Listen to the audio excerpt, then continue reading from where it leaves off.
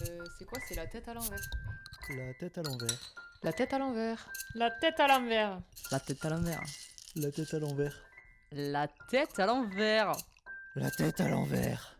La tête à l'envers. La tête à l'envers. La tête à l'envers. La tête à l'envers. La tête à l'envers. Salut, je suis Morgane et vous êtes sur la tête à l'envers podcast. Bon écoutez, c'est avec émotion que je relance officiellement les enregistrements du podcast. Mais qui êtes-vous? Ah oui, c'est vrai ça. Mais tu sais quoi? Pour la peine, je vais me présenter en prums. Je suis officiellement la créatrice du podcast. Je m'appelle Morgane, j'ai 29 ans. Très fière de dire que je l'ai fait avant mes 30 ans, ce truc quand même. Je sais pas si c'était un truc que je voulais faire après, mais en tout cas, je voulais le faire dans ma vie. Oui, parce qu'on va parler d'un sujet qui va être traité juste après, mais d'abord, on a dit qu'on se présentait. Donc Morgane, 29 ans, à son compte dans différentes activités de galère ou pas, en fonction des saisons et des mois de l'année. Là, c'est pas la folie. Créatrice de contenu, média buyer, photographe, tout ça. Non mais là, l'année 2025, elle commence bien les gars. On est dans une préparation de l'année qui arrive. Ça se passe bien, ça se passera bien. Voilà, c'est tout. Je fais beaucoup de sport, j'adore le sport. Je fais de la muscu, de la course.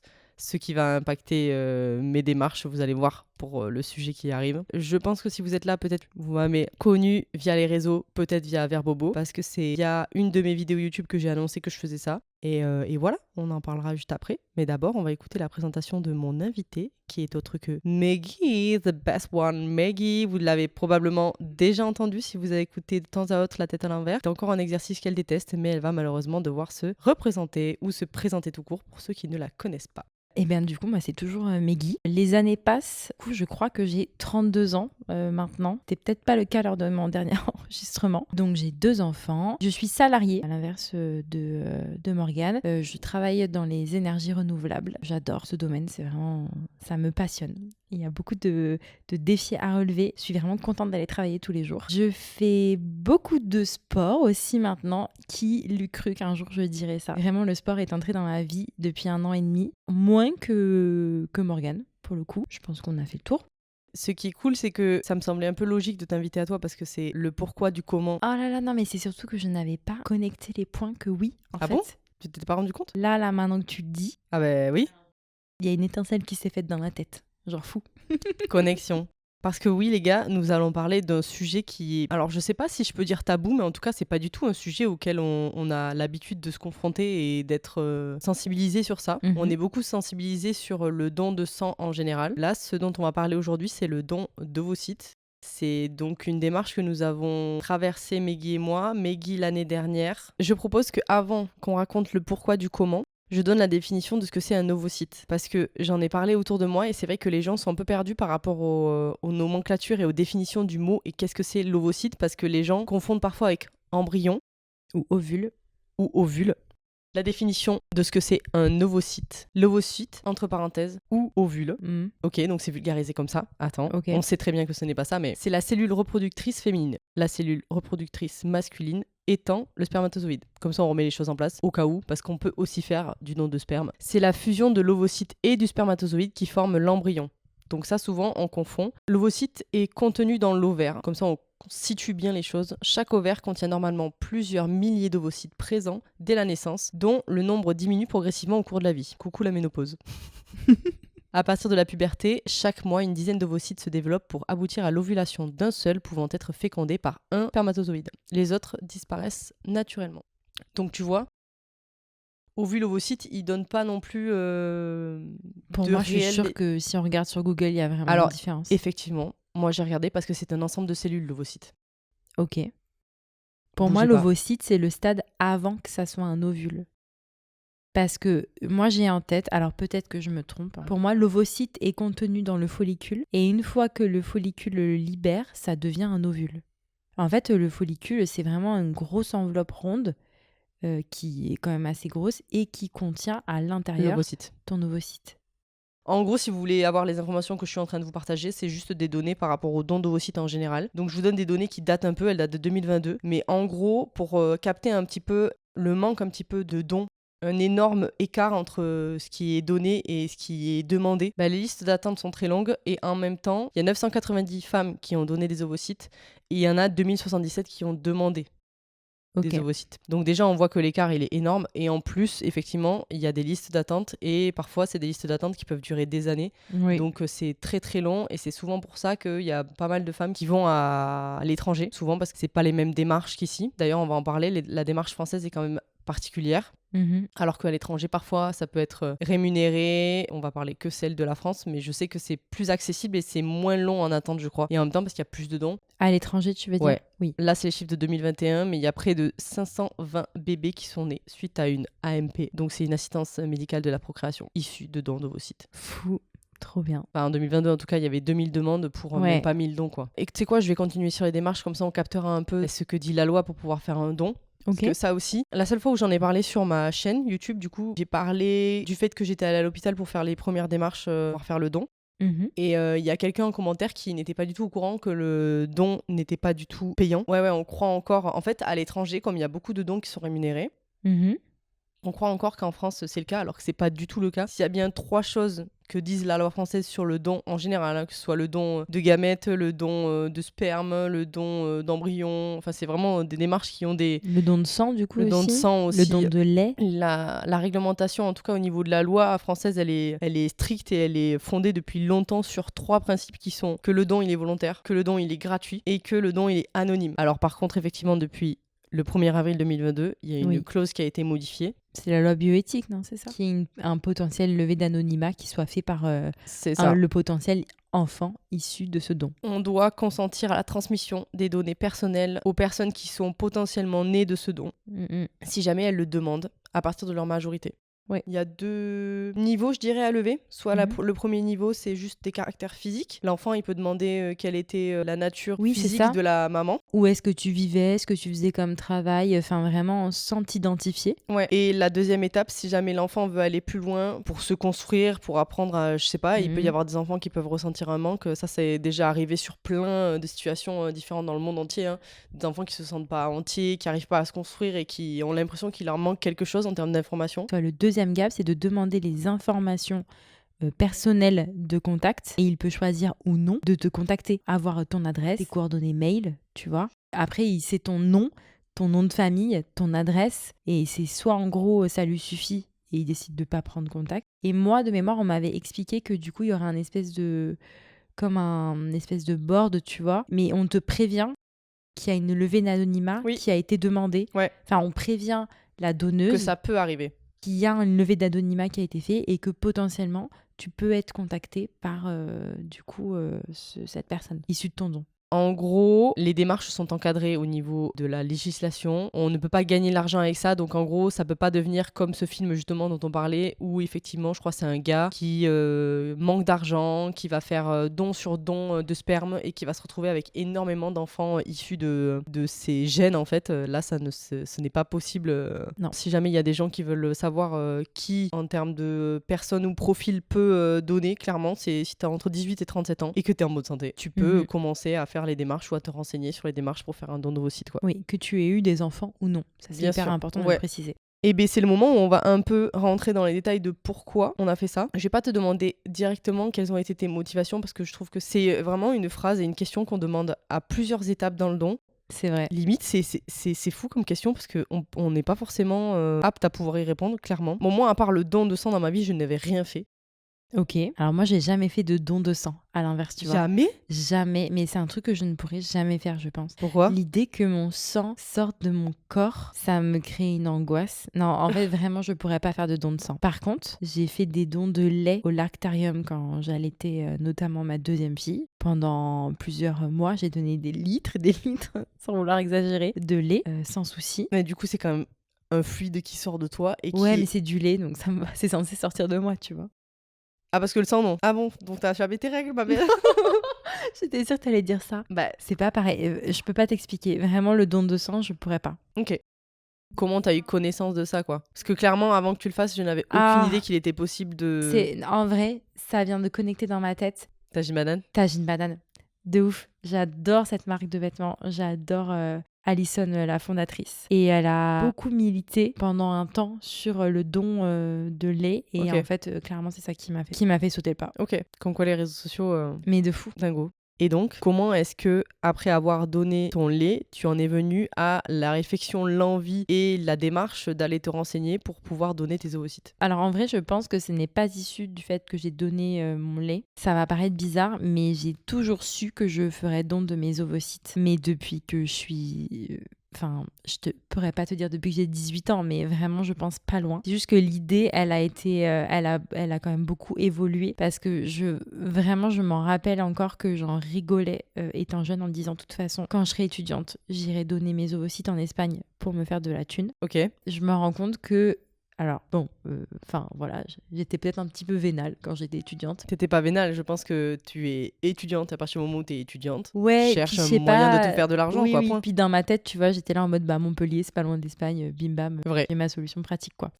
Et en fait, je l'ai jamais fait, mais je me rends compte que ça veut dire que ça fait très longtemps que je suis à l'aise avec le fait de dire que mes ovocytes ne vont pas forcément faire grandir mes enfants à moi. Tu sais, que c'est pas les gènes qui font la famille.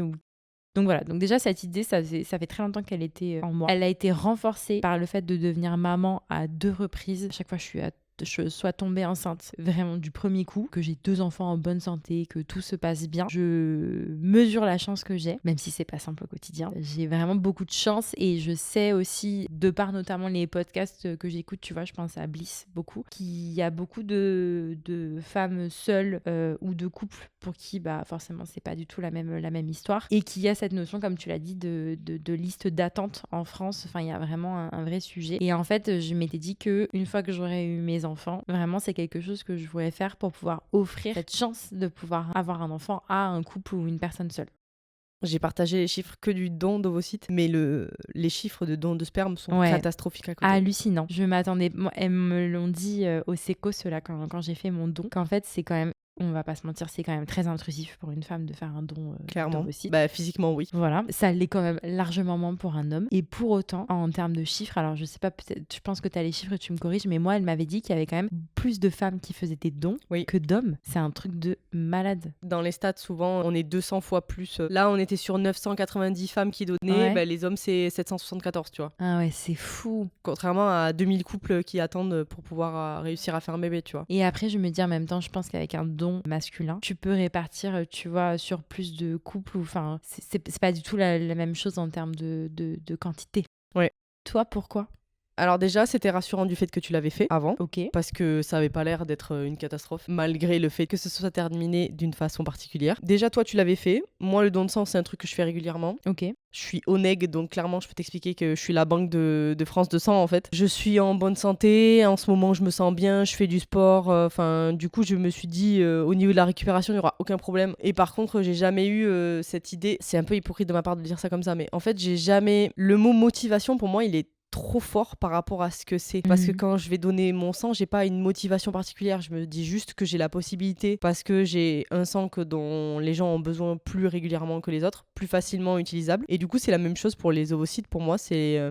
tu en as tous les mois. Que tu n'utilises pas. Que je n'utilise pas. Et quel qu'en soit le nombre, pour le coup, je suis jeune et je suis en bonne santé pour l'instant. Donc... pourquoi pas? La question c'était juste pourquoi pas. Quand vraiment, après le don, on nous demande de remplir un questionnaire sur du coup ce que potentiellement l'enfant, s'il le souhaite, va pouvoir récupérer comme information. Vraiment, dans le texte de quelles ont été vos motivations, je n'ai rien eu à écrire à part le fait que pour moi c'est la même chose. Mais vraiment c'est la même chose qu'un don de sang. Et que je dirais pas qu'il y a eu une motivation comme le fait de me dire qu'à terme des adultes vont pouvoir avoir des enfants. Même si clairement c'est l'aboutissement d'avoir ce genre de don. Mais j'étais juste en mode, je vois pas pourquoi je ne le ferais pas. Et derrière ça, il y a plein de gens qui disent, mais c'est super altruiste, c'est super, bravo, je suis là. Je ressens pas ça comme sentiment du fait de donner, tu vois. J'ai pas besoin qu'on me félicite. Je trouve que c'est, dans ma tête, je te jure, c'est trop biaisé. Enfin, je sais pas si c'est biaisé, mais pour moi, c'est vraiment normal. Mais c'est trop bien. Mais du coup, tu vois, le fait que les gens te félicitent, te disent merci. Ah ouais. Alors ça vraiment... Quelle gênance. Ah non, mais c'est pas possible. Ouais. Franchement, heureusement, les gens le jour de ma ponction, ils m'ont pas fait ça parce que vraiment, j'aurais été là, genre... je donne pas la vie, tu vois. Je donne pas un bébé. Je donne juste des cellules. Quand t'accouches, personne te dit merci. Bah non, parce que t'es en train de te foudroyer à l'intérieur pour toi-même. Donc, tu vois, à part ton mec, tu vois, peut-être que lui, il pourrait te dire merci. Mais là, tu vois, c'est ça. C'est vraiment... la notion, elle est complètement différente de beaucoup de gens ou de juste des gens qui galèrent à avoir des enfants. Oui, oui. Pour eux, t'es un peu le Saint Graal et l'étoile qu'ils attendaient, tu vois, parmi la nuit noire, alors que toi, t'es là, genre, en fait, c'est comme si je te donnais mon sang, frérot. Pour moi, c'est. Ouais, Je sais c'est pas. fou. Mais j'adore En ta manière termes- de voir les choses. En termes de ressenti, vraiment, Mhm. j'ai pas pu écrire autre chose que pour moi, c'est la même chose que le don de sens et j'en ai, du coup, pourquoi pas, quoi. Vivement horrible. que ça soit lu un jour. Ah non, mais franchement, je me suis dit, la personne qui va lire ça, elle va se dire, mais je comprends pas. Et je peux comprendre qu'on comprenne pas, hein. Ouais, ouais. Parce que vraiment, j'ai l'impression d'être Moi, toute je te seule à penser comprends. comme ça. Non. Donc, maintenant, on va rentrer dans le vif du sujet. Mhm. Parce que pour faire un don, il y a plein d'étapes à remplir. Oui. Il y a plein d'étapes à remplir. Et d'ailleurs, je sais pas si ça a été dans des motivations, mais pour moi, ça m'a aidé à me dire que je vais avoir des résultats qui pourraient m'intéresser pour ma vie future, tu vois. Parce qu'on fait quand même beaucoup d'examens et de bilans en général. Et ça, Oui. pour le coup, j'étais quand même assez contente de pouvoir les réaliser Mais en fait, pardon, hein, dans mais cette peut-être démarche-là, quoi. comme toutes les femmes qui n'ont pas d'enfants, Ouais, t'as envie de savoir si tu peux en avoir ou pas. exactement. En fait, tu Mais vois. ça, de toute façon, c'est simple. Je ne compterai pas le nombre de potes à moi qui m'ont dit. De toute façon, c'est sûr, je suis stérile, je vois pas pourquoi j'aurais des enfants. Ouais. Mais frérot, en fait, t'en sais rien parce que t'es pas tombé malencontreusement enceinte avec quelqu'un et tu vas te dire que tu peux pas avoir d'enfant. Mm. Faux. Aujourd'hui, on met tellement en place des contraceptions, heureusement, régulièrement, sûres. Donc, on est presque sûr de pas pouvoir tomber enceinte, mais il y a des gens qui Là, je suis tombent obligée enceintes. d'avoir une petite pensée pour ma petite sœur adorée que j'aime. Qui est tombée enceinte sous stérilé. Donc, vous voyez, ce genre de bail, on est quand même bien aidé par la santé aujourd'hui avec plein de moyens de contraception qui font que nous n'aurons pas d'enfants non voulus, normalement, peut-être, avec des statistiques qui sont extrêmement rassurantes et parfois foireuses, malheureusement. Mais donc, il y a 5 étapes principales pour pouvoir donner. Je vais vous les donner et on va peut-être les décrire et partager notre point de vue à chaque fois avec Meggy. Le premier point, c'est un premier rendez-vous. Je sais plus si c'était en physique ou si c'était que au téléphone, moi. Mais il y a un rendez-vous avec l'équipe médicale du staff du don, tout simplement pour s'informer des modalités, t'expliquer les techniques et te parler du consentement. Moi, c'était que téléphone. Bon, pour moi, c'était avec La secrétaire, la Sabrina. Ok. Pour moi, c'était uniquement par téléphone. Ouais, j'avais appelé, j'avais eu toutes les infos et surtout, il m'avait donné, première étape, les ordonnances pour faire une prise de sang à je sais plus quel jour de mon cycle et faire un montage folliculaire. Alors c'est rigolo parce que du coup sur la plaquette de don, ce qu'il y a écrit en premier, c'est la signature du consentement médical. Sauf que il me semble que nous, dans les démarches, on a d'abord fait tout ce qui est bilan de santé avant. Oui, mais est-ce que tu as la plaquette genre du sécos de Montpellier ou Non, t'as une j'ai la plaquette du générale don en général. Ah oui. Après chacun gère son Je truc pense comme que il peut, chaque je pense. sécos a son organisation. Donc nous, oui, effectivement, on l'a fait à Montpellier toutes les deux. Et ensuite, il y a aussi, c'est ce que j'ai noté, recherche de facteurs à risque de transmission d'anomalies génétiques, avec aussi une consultation pour faire un karyotype. Ça, c'est tout ce qui est autour Et oui, des parce que tu te souviens, on a vu chromosomes. la généticienne. Tout à fait. Donc ça aussi. Mais ça, c'est après le bilan de santé général. Le bilan de santé se fait à l'extérieur du sécos. Enfin, en tout cas, moi, je l'ai fait avec des professionnels qui étaient en dehors de l'hôpital pour pouvoir Donc faire le les sécos, checks. c'est vraiment le centre, le service hospitalier qui gère tout ce qui est PMA. Ouais. Et en effet, moi, je Les me souviens premiers que... bilans, on l'a fait à l'extérieur. Ouais, non, on l'a fait D'abord, dans on n'entre pas dans le cursus Non. hospitalier de suite, quoi. Une fois que tous ces bilans sont OK, on rentre dans les premières démarches à l'hôpital avec des rencontres avec des biologistes, Oui. des sages-femmes. Là, on parle du contrat de consentement. Mhm. Et aussi, dans toute la démarche, il y a un moment où on a... de toute façon, toutes les démarches sont expliquées par les sages-femmes plusieurs fois. Et moi, à ce moment-là, j'ai eu un entretien avec un psychologue. Oui. Alors ça, c'est un truc, c'est écrit dans la plaquette comme étant quelque chose qui doit se faire en général. Mais effectivement, il me semble que c'est pas obligatoire à partir du moment où tu as eu des enfants. Exactement. Toi, on te l'a proposé ou pas? On me l'a proposé. Ok. Et donc, tu as dit non. Et j'ai dit non. Et effectivement, moi, on m'a pas proposé. On m'a dit- dit pas d'enfant. C'est quelque chose qui doit être fait de toute façon dans la démarche. Et dans l'administratif, vous devez rencontrer un psychologue pour pouvoir échanger avec lui. Du coup, ça me permet de faire le lien avec ce qu'on disait tout à l'heure par rapport au don de sperme. Forcément, on discute de plein de choses avec la psychologue. C'est quand même assez court comme entretien. Franchement, c'est entre 30 minutes et 40 minutes. Si t'as pas de questions, en fait, elle t'explique juste, elle refait le point avec toi, elle te demande si t'as des questions. Et là est venue ma question parce que je trouvais ça assez intriguant en termes de chiffres. Vu que tout le monde nous rabâchait que les dons de sperme étaient assez peu réguliers, je lui ai demandé, je lui ai dit mais pourquoi les hommes ne le font pas autant que nous? Et la meuf a su me dire que ce qu'on voit avec la psychologue, c'est est-ce que on va projeter une partie de nous-mêmes et une partie, un peu comme si on avait une part de notre enfant à nous, vraiment, Mhm. dans le don. Ce qu'elle me disait, c'est que c'était beaucoup plus simple à externaliser pour la femme parce que de base, la femme, elle va porter son enfant. Du coup, en fait, on a un lien qui se crée pendant 9 mois avec lui, qu'il soit de nos gènes ou pas, tu vois. Mhm.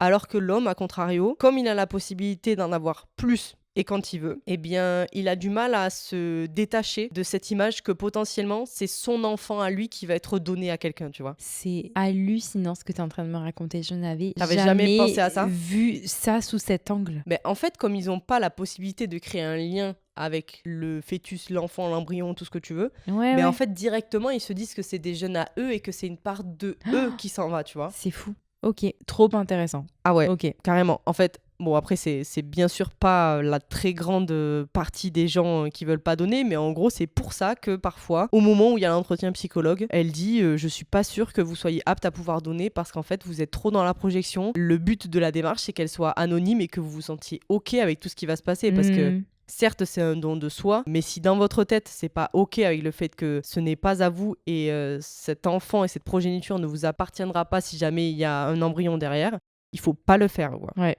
Voilà. Donc effectivement, c'est à ce moment-là que tu peux te rendre compte que tu es aligné ou pas avec la décision et que tu peux ou non passer à l'acte du don. Et après, nous avons le rendez-vous avec l'anesthésiste qui dure très peu de temps. Oui. Et ça, pour le coup, c'est pour pouvoir définir avec la personne si jamais nous souhaitons une anesthésie locale, car oui, c'est possible, ou une anesthésie générale. Les deux sont possibles étant donné que tout se fait par voie ovarienne. Il est possible d'être et de rester conscient tout le long de l'opération. C'est d'ailleurs ce que nous avons fait avec Meggy. Si jamais ça vous fait flipper ou que vous n'avez pas trop envie, l'anesthésie générale est possible. Mais ça, je pense qu'on en parlera au moment où on parlera de l'opération en elle-même. La 4e étape, je trouve que c'est quand même la plus grosse, c'est celle de la stimulation. On te parle et on te projette dans la démarche et de ce qui va se passer. Oui. Tu vois 2-3 fois des sages-femmes qui te réexpliquent, qui te demandent comment tu veux t'organiser. Tu choisis en fait sur quel cycle tu vas faire ta stimulation. Et du coup, moi, il a été convenu, comme je suis sous stérilet.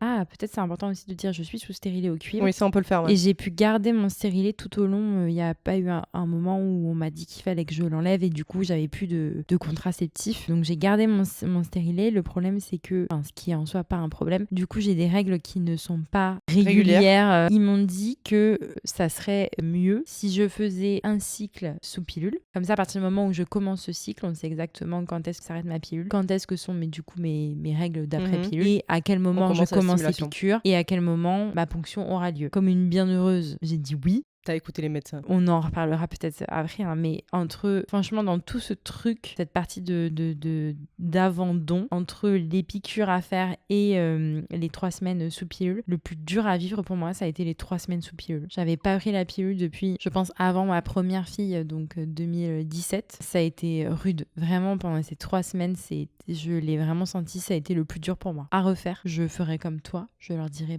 merci, mais non merci, on va faire sans. Mais c'est parce que toi, tu l'as prise et que t'as dit, tu m'as partagé le fait qu'il y avait la possibilité que je dise non, que j'ai dit non. Faut pas oublier de préciser, c'est qu'on n'est jamais suivi par une seule personne en permanence. On avait une liste plus ou moins fixe, on va dire, de personnes qu'on pouvait contacter si jamais on avait des questions ou avec lesquelles on pouvait échanger pendant toute la durée d'avant-stimulation. Plusieurs sages-femmes, moi j'ai vraiment croisé 3 sages-femmes différentes, 3 sages-femmes qui m'ont dit des choses différentes. Ah ouais? La première qui m'a dit la même chose que toi, qui était particulièrement froide et qui était particulièrement à cheval sur les principes, qui était vous ne devriez pas faire d'anesthésie locale parce que si vous faites de l'anxiété, que vous avez un peu peur et que vous avez jamais fait d'opération, en plus vous avez jamais eu d'enfant, vous devriez pas le faire, ça va vous faire peur. Qui es-tu pour savoir ce que je veux? Mais les principes étaient là. La pilule c'est obligatoire. C'est obligatoire, ça permet au staff de l'hôpital de mieux travailler. Deuxième point sur lequel je n'ai pas du tout suivi ses conseils. Mais en tout cas, ces 2 points-là m'ont marqué parce que j'étais en mode, la dame, elle me dit des choses, elle n'écoute pas ce que j'ai à lui dire, c'est-à-dire que je lui ai dit, elle m'a balancé toutes ces infos et j'ai pas eu le cran de dire, en fait, c'est pas ça ce que je veux. C'était mon premier ou deuxième entretien avec quelqu'un et comme tout le monde me disait que c'était la meuf en charge du machin, j'étais là en mode, ah waouh, ça va pas du tout le faire en fait. Mais je crois qu'en fait, c'était pas une sage-femme que t'as vue pour moi, c'était la gynécologue en charge du service. Point pour toi. Qui, pour coup, j'ai vu du coup la même personne que toi. Oui. Et en fait, moi, quand je l'ai vue, c'est vrai qu'elle m'a vraiment présenté, et je te l'ai dit, la pilule comme quelque chose d'optionnel, mais quand même à prendre, tu vois. Et du coup, j'ai voulu être arrangeante, donc j'ai dit oui. C'était quoi le deuxième point qu'elle t'avait dit? Ah ouais, l'anesthésie. Moi, sur l'anesthésie, franchement, en fait, je pense qu'à partir du moment où tu as eu des enfants, et surtout, j'ai accouché sans péridurale pour la deuxième, et en fait, du coup, ils te disent, ah oui, ok, anesthésie locale, c'est good pour vous, quoi. Oui, en termes de douleur, tu veux dire, en termes de gestion de la douleur? Ouais, et le fait je sais ce que c'est un bloc, Ouais. Enfin, je sais ce que c'est la position gynéco. Oui, c'est sur ça qu'elle me disait tu je pense vois que vous avez jamais fait ça, vous avez jamais fait ça. Vous me dites que vous êtes un peu anxieuse. Franchement, je pense que partez sur ça.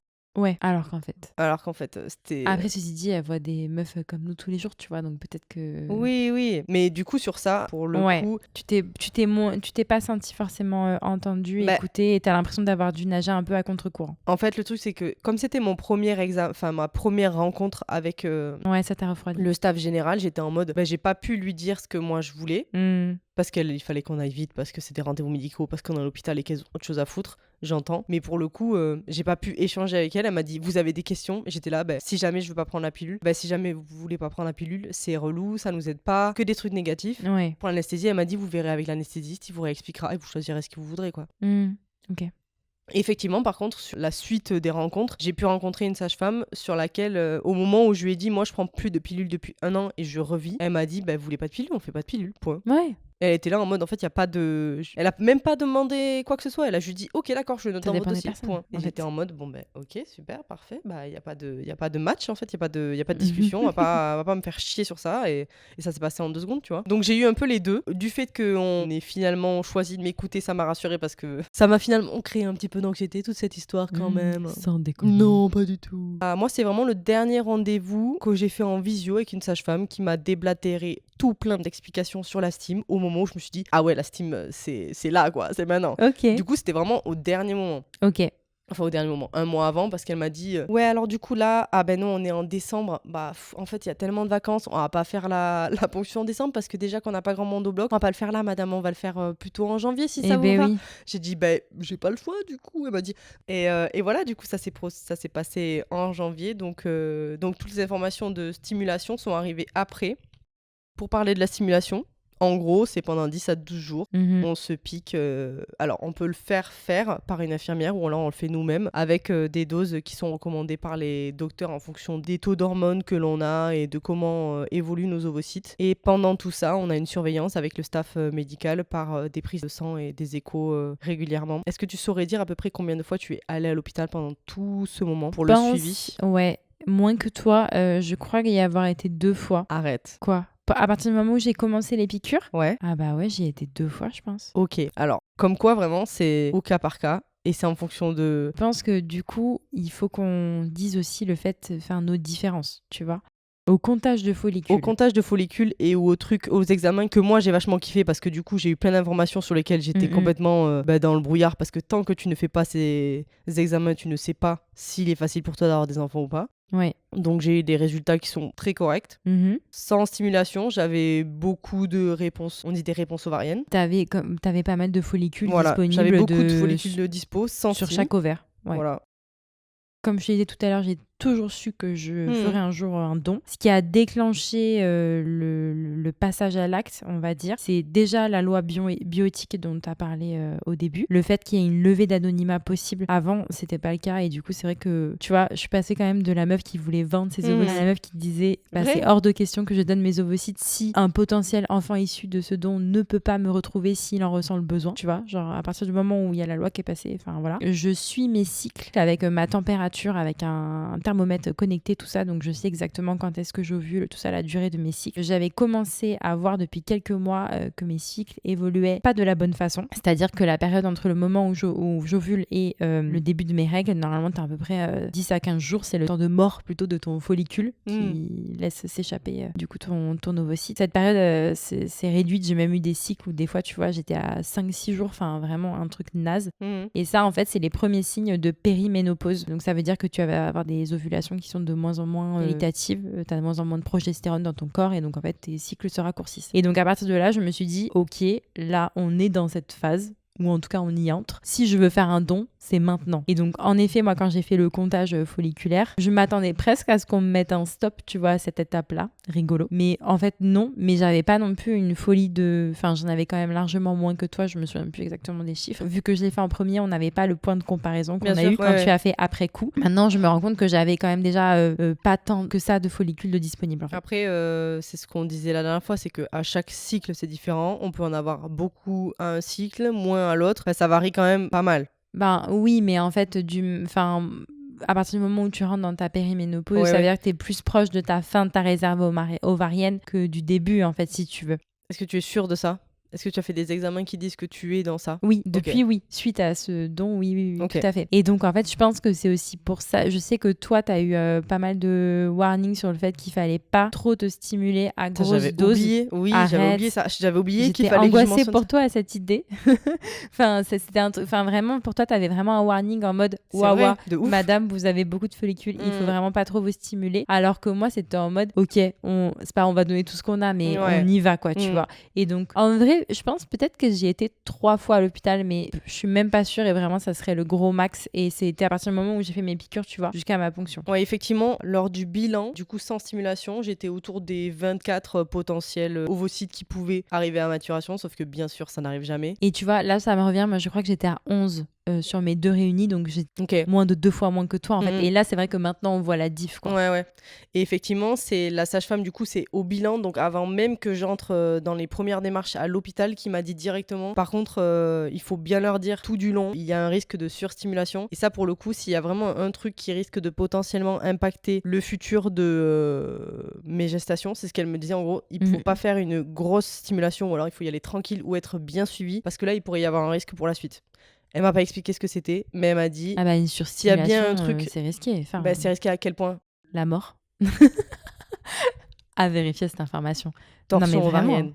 C'est risqué pour une torsion ovarienne, je pense. C'est juste Non, ça. mais pas que. Surstimulation, tu ne t'arrives pas à respirer. Moi, je me souviens, j'avais écouté une fois un épisode de Bliss où il y a une meuf, elle a été partie en surstimulation. Elle avait de l'eau dans ses poumons. Alors, il faudra écouter l'épisode et tout, mais je te jure qu'il y a vraiment, elle a dû être hospitalisée et tout. Enfin, un truc de ouf. Mais tu sais que je suis ravie que tu me dises ça alors que c'est fini. Hein. Mais bien sûr, mais je t'ai pas dit ça avant, en fait. Enfin, je suis pas folle. Voilà, donc j'étais dans ça, moi. Donc c'est pour ça que je demandais à Meggy combien de fois elle était allée à l'hôpital pendant la stimulation et le suivi. Tu as été beaucoup, toi. J'y allais tous les 2 jours. Ouais. Tous les 2 jours, j'étais le matin à 8h30 à l'hôpital Mais pour mes moi, c'est examens. simple parce que je crois que les 5 ou 6 premiers jours, j'ai fait mes piqûres sans aucun contrôle. Et du coup, je me suis dit, Ouais, putain, ouais. ça fait 6 jours que je me pique avant que j'y aille, je crois. Je me dis, imagine, j'arrive et là, on me dit, madame, vous avez Ça fait marche pas. absolument n'importe quoi, ça n'a pas marché, vous n'avez pas piqué où il fallait, vous avez le produit, vous n'avez pas vu, mais il n'a pas été dans votre corps. Enfin, Ouais. tu vois, je me suis fait tout un film et Bien je me sûr. sens que toi, tu m'as dit, genre, tu fais les piqûres, genre, t'y vas. Et j'étais là, genre, en mode, ah waouh, quelle différence. Pour rassurer tout le monde, il y a une application qui est très bien faite, qui encadre avec des vidéos qui aident, qui montrent comment faire pour les piqûres. J'avoue que moi, la première fois où j'ai fait ça, j'étais en panique totale. J'ai regardé 10 fois la vidéo, je la re-regardais pendant que je me piquais. J'avais tellement peur de mal faire que j'étais à poil sur mon canapé, j'exagère, mais à demi-nu sur mon canapé en mode ouais, il faut exactement que je pince là, que je fasse attention et tout. Ça met un petit coup de pression, mais en fait, à partir du moment où tu sens que tu te piques toi-même, tu es là genre déjà j'ai le contrôle sur ce que je fais, donc c'est cool. Ouais. Et au bout d'un moment, ça devient une habitude. C'est vrai que les 2 premières fois, ça fait un peu flipper et Mm. après, ça va. Oui, C'est puis quand c'est même juste très vraiment bien des fait. stylos piqûres qui sont tout déjà prêts. T'as juste à, en effet, désinfecter ta peau. Non, sauf pour la fin, me fais pas cette tête-là. Les premiers, t'as rien à faire. Ils sont déjà prêts. Tu te pinces la peau, tu plantes et c'est bon, quoi. Moi, j'ai eu 4 ou 5 fois ça. Après, j'ai eu des Ah dosages ouais. que j'ai dû faire. Pas tous, hein. Ah, dingue. J'ai pas eu les ça, mêmes ouais. produits que Tu vois, toi. c'est fou. On n'a pas les mêmes...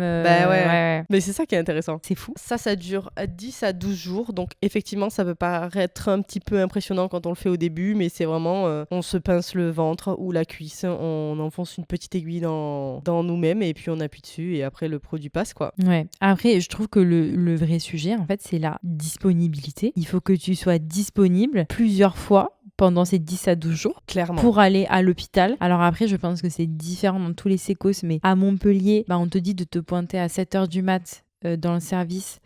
Et 7h30, ça commence à 7h30. ah, ouais. c'est 7h30, pardon. Ouais. 7h30, t'as déjà 10 personnes, j'exagère, mais devant toi. Et en fait, peu importe que tu sois une donneuse ou non, bah en fait, tu vas potentiellement poireauter 2 heures en salle d'attente pour avoir ta petite écho. Et du coup, ben, il faut... Enfin, toi... T'es pas salarié, donc c'est vrai que tu adaptes vraiment ton quotidien. Moi, au travail, j'ai mis au courant mon manager Mhm. parce que forcément, il y a des matins où je commençais plus tard que d'autres. Enfin, ça m'arrivait du coup 2-3 matins, hein, vu que j'ai pas eu à aller beaucoup à l'hôpital. Il y a un quotidien qui est chamboulé pendant quelques jours quand même. Ou Effectivement. en tout cas que tu dois adapter. Je mets des guillemets quand même, il y a de gros engagements personnels parce que ça dure que entre 10 et 12 jours. Mais par contre, effectivement, en termes d'organisation et de gestion de ton temps, il faut que tu sois apte à pouvoir le faire. Tout le monde n'est pas apte à le faire à certaines périodes de sa vie. Du coup, il faut vraiment penser à ça, c'est qu'il faut être disponible et organisé pour se rendre au moment où l'hôpital te demande de venir, quoi. Oui. Ça aussi, c'est un truc, les sages-femmes, elles le disent beaucoup au début. En tout cas, les sages-femmes avec qui moi j'ai échangé, elles disent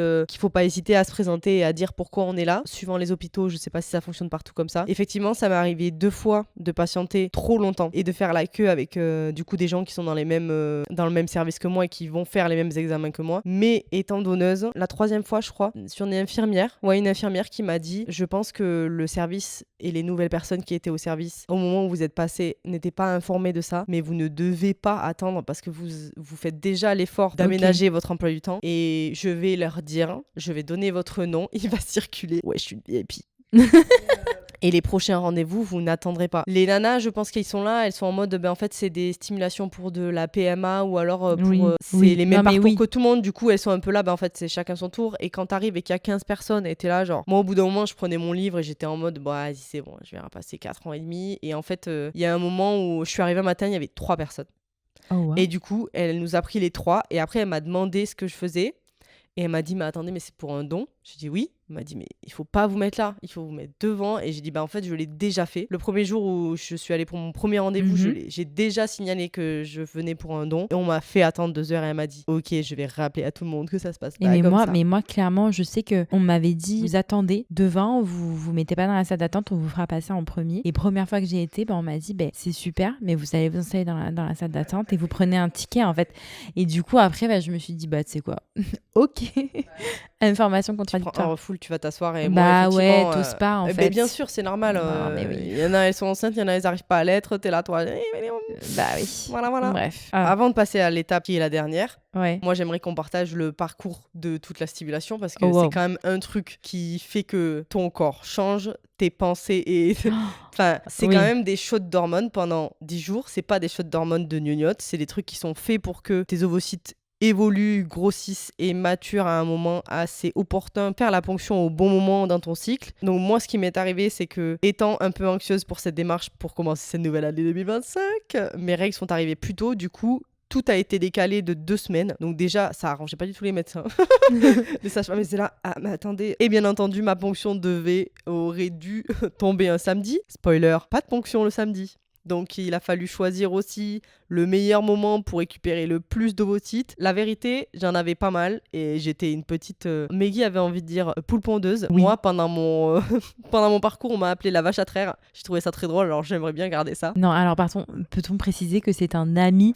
C'est pas quelqu'un des services hospitaliers qui t'a appelé comme ça, s'il te plaît. Non, c'est un copain. Si tu te rappelles un peu en termes de sensations, comment ça s'est passé pour toi? Franchement, moi, c'était il y a pas si longtemps, c'était quoi, il y a 6-7 mois. J'avais fait la stimulation sur le mois de mai et ponction tout début juin. Et franchement, c'était un non-sujet. Je n'ai pas ressenti de chamboulement vis-à-vis des hormones que je me prenais. Je me souviens vaguement, peut-être à la fin, avoir ressenti une lourdeur sur mon bas-ventre, sur mes ovaires, clairement, mais vraiment léger. J'ai pas vu mon corps changer. Après, la différence, c'est que moi, j'ai eu 2 grossesses avant toi. Et c'est vrai que même pendant mes grossesses, je me suis jamais vraiment sentie hormonale ou sous l'effet de mes hormones. Et en fait, comme je te dis, il y a eu ces 3 semaines de pilules qui m'ont vraiment littéralement butée. Et du coup, après, limite, c'est la libération de pouvoir arrêter piqûre ou pas piqûre. C'est un non-sujet. Enfin, j'ai rien ressenti vis-à-vis des hormones. En fait, c'est vrai que de mon point de vue à moi, étant donné que je n'avais jamais subi, on va dire, de variations aussi grosses d'hormones, j'aurais pas pu capter que c'était des trucs qui pouvaient arriver pendant la grossesse. Peut-être que ça arrivera ou peut-être que ça n'arrivera pas si un jour je tombe enceinte, tu vois. Mais pour le coup, au niveau des sensations, j'ai commencé à ressentir un peu de le fait que ça tirait ou que ça commençait à peser après 1 semaine de stimulation. Ouais. Donc en soi, au bout de 7 jours, pendant 7 jours, j'étais free, pumped up, j'ai fait tout ce que je voulais, j'ai continué à courir, j'ai continué à faire mes bails. Et puis par contre, au début de la 2e semaine, les sages-femmes, au cours des examens, comme on vous disait, j'ai été vachement suivie. Elles ont commencé à me dire de ralentir et de faire à la sensation. Même une à la moitié de la 2e semaine m'a carrément dit « Il faut arrêter de courir, madame. » Parce qu'en fait, ça fait beaucoup d'impact. Et le risque, quand on a les ovaires bien pleins, c'est de faire une torsion. C'est comme une torsion des testicules, en gros. C'est vraiment... Les ovaires peuvent se tordre en 2 ou je sais pas comment ça peut être tourner sur eux-mêmes en fait. Voilà, ils font la rondade et en gros elle me disait si pendant que vous êtes en train de faire du sport vous ressentez une douleur vive dans le bas-ventre, il faut aller à l'hôpital en urgence. Et du coup j'ai commencé à flipper Ben, en même temps, merci. c'est fou de Oui, donner c'est ce genre flippant. Et d'informations. j'étais là, mais en fait, hier, j'ai couru 5 km, ça va. Et elle m'était là, mais attendez, mais tranquille. Hein. J'étais là, oui, mais je sens que ça tire un peu, mais je me sens bien et tout, tranquille. En tout cas, au niveau des sensations physiques, c'était ça. Un peu Ouais. de lourdeur, alors beaucoup sur la fin. Ouais. Vraiment, sur la fin, j'étais vraiment lourde. Et en même temps, à l'écho, la sage-femme qui m'a examinée, elle était très optimiste, elle était très contente parce qu'elle était là. C'est super, il y en a vraiment beaucoup. Là, on est à ouh là là, il y en a plein. Et j'étais là, ah d'accord, super. Mais du coup, ce week-end, j'ai un match de volley. Elle me disait, ah, ben on saute pas beaucoup. Hein. C'est pratique pour du volley de pas sauter. Elle me fait, mais vous savez quoi? Faites-le à sensation, vous faites comme vous voulez, mais tranquille. Et je me suis quand même retenue. J'ai pas fait de course le matin même. J'ai fait du vélo. Mais bon, Yes. et après aussi vraiment, alors je sais pas si ça devait se passer à un autre endroit de mon corps, mais j'ai vraiment eu les seins qui ont gonflé. Très drôle. Tu Ah, m'as mais fait ça- tellement rire mais avec tes parce seins. qu'en termes de sensations, je n'ai jamais vécu ça. Et Oui, éventuellement, une femme, quand elle a, suivant son cycle, elle peut avoir les seins qui tiraillent et t'as un peu mal au sein une semaine avant tes règles, tu vois. Logique. Bon, alors là, pendant 5-6 jours, c'était gros gonflé et ça faisait mal, quoi. Fou. J'étais là, genre, je suis en train de me transformer en animal. C'était fou. C'était fou et douloureux. Et effectivement, ce que me disaient toutes les sages-femmes pendant tout le début du parcours, c'était non mais vous verrez à la fin, quand on vous dira que la ponction c'est lundi, vous serez trop contente. Et j'étais là, pas sûr. Ah si. Ouais. Ah si. Quand le vendredi, du coup ma ponction a eu lieu le lundi. Comme je vous disais, la date opportune, ça aurait été le samedi, mais ce n'était pas possible. Donc du coup ça a été le lundi. Et vraiment le vendredi, quand j'ai fait mes derniers examens, j'étais là genre quand vous voulez. Je n'en peux plus. Et parce qu'au niveau physique et résultat au sport, c'est une cata. J'arrivais plus à faire ce que je voulais. Je me sentais lourde, je me sentais grosse. C'est si drôle. J'étais vraiment en mode laissez-moi sortir, pardon, mais laissez-moi évacuer tout ça. Et pour l'anecdote, le samedi, alors que j'étais avec des copains et on a marché bien 40 minutes pour aller d'un point A à un point B, eh ben j'arrivais pas à marcher à la vitesse de d'habitude. J'étais plus lourde que d'habitude. Mhm. Ça me tirait fort et vraiment, je sentais que ça ballottait, quoi. Ouais. Et encore une fois, anecdote d'un pote à nous. Alors pour le coup, il est médecin, donc il peut faire des images comme ça, il peut se permettre. Il me disait, imagine, c'est comme si t'avais 2 sachets de billes. Mais vous voyez pas les petites billes avec lesquelles on joue, les grosses là. Vous savez, Le calot. ouais, les calots. Il me dit, tu vois, c'est ça. T'as 12 calots à droite et à gauche. Ah Et bah tu oui. marches avec ça. Et j'étais là, bah c'est marrant comme image, j'avais pas pensé, mais ok, c'est ça. Et vraiment, je marchais, j'étais loin derrière. J'étais le poids. Franchement, on m'aurait mis en boule, on m'aurait poussé, tout le monde aurait roulé tous ensemble avec tous mes ovules. Mais voilà, c'est comme ça que ça s'est passé, pour la fin en tout cas. Je sais pas si toi tu as ressenti des trucs lors du déclenchement, parce que ça aussi il y a des piqûres pendant 10-12 jours. Et 1 jour et demi avant la ponction, il y a une dernière piqûre qui est la piqûre de déclenchement. Alors je sais pas physiquement ce qu'elle est censée réellement faire, mais en tout cas moi en termes de sensation, je sais que ça m'a donné des grosses douleurs 5-6 heures après la piqûre. Pour moi, la dernière piqûre, c'est la piqûre qui te bloque ton ovulation, qui fait en sorte que t'ovules pas. Et du coup, elle va Ok. fonctionner pendant tant de temps. Et c'est le laps de temps qui. C'est pour ça qu'elle te donne une heure très précise, tu sais, pour la faire. Je m'en rappelle. Avant la ponction et tout, c'est pour éviter que. Parce qu'en fait, si t'ovules, en fait, tout est foutu, quoi. Ouais. Ils peuvent Ils plus se cassent, en fait. fonctionner, Ouais. Voilà. Du coup, pour moi, c'est cette dernière piqûre-là. Non, je me rappelle juste qu'elle était très douloureuse au niveau du produit. Mais après, vraiment, sinon, pas plus. Ok, bah moi elle était pas douloureuse vu qu'elle était accompagnée de bière avec les copains. Ah, waouh. Moi aussi, j'étais alcoolisée. Franchement, au niveau de la douleur, j'étais pas connectée à ça, mais par c'est contre... le produit, tu sais. ouais, C'est mal. il y avait des moments où d'autres produits étaient pas agréables non plus, mais Ouais. je me rappelle plus que ça m'ait fait mal. Mais par contre, j'avais l'impression d'avoir des contractions Oui, tu m'avais dit fou. vraiment bizarres en termes de ressenti aussi. Mais je pense que c'était le tout, tu vois. Oui. La Le fatigue, fait le fait d'arriver d'avoir à la marché. fin, ouais. aussi. Oui, le fait d'avoir marché. Non, mais oui, clairement. Je pense que le tout faisait que mon corps, il Mhm. m'a dit t'es mignonne ma belle, mais à un moment donné, calme-toi quoi. Mm. Et donc la dernière étape, Le prélèvement. le prélèvement. Est-ce que tu veux que je raconte parce que pour moi c'est super frais. Non, vas-y, je commence comme ça, c'est fait. Après, je t'écoute. Ok. Ça m'évite, parce que comme ça, après, ça m'évite de De réfléchir pendant que Ouais, tu parles. Tu pas de vois, j'ai souci. envie d'être vraiment là et d'écouter. Fait. Donc, on l'a dit, moi, j'ai fait avec une anesthésie locale. Donc, en fait, c'est d'abord une sédation qui te font. Donc, c'est un petit produit qui te met en intraveineuse. Te fait plané de ouf. Moi, j'ai adoré. Et après, tu as une piqûre à l'intérieur du vagin pour pouvoir t'anesthésier localement. Parce que le prélèvement se fait par voie vaginale. Oui, t'es au bloc en fait. T'arrives vraiment à l'hôpital, t'es au bloc. Alors moi, je me souviens vraiment d'une équipe hyper bienveillante, hyper sympa. C'était que des femmes en plus. Et elles étaient là, ah, c'est pour un don, c'est trop bien et tout. On a mis de la musique, on discutait du coup, vu que j'étais là en fait, donc c'était cool. La gynéco qui avait fait le prélèvement, elle avait eu la gentillesse de tourner l'écran. Le concept du truc, c'est que c'est anonyme en tant que donneuse. On n'est pas censé savoir combien de follicules, combien d'ovocytes vont être récupérés. On ne doit pas savoir est-ce qu'ils vont être donnés à un couple, à une personne seule, est-ce qu'il va y avoir un enfant. Enfin, vraiment, on ne doit pas savoir tout ça. Du coup, elle avait quand même eu la gentillesse de tourner l'écran vers moi et de me dire, regardez, hop, là, je ponctionne. On n'est pas censé savoir, mais on peut quand même à peu près compter et voir du coup,